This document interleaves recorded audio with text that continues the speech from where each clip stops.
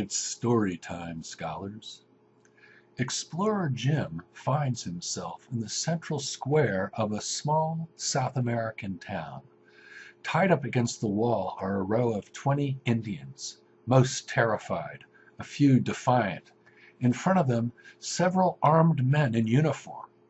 A heavy man in a sweat-stained khaki shirt turns out to be the captain in charge, and after a good deal of questioning of Jim, which establishes that he got there by accident while on a botanical expedition, the sweaty man explains that the Indians are a random group of inhabitants who, after recent acts of protest against the government, are just about to be killed, to remind other possible protesters of the advantages of not protesting.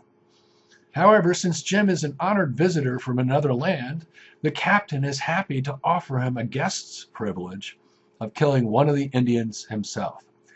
If Jim accepts, then as a special mark of the occasion, the other Indians will be let off.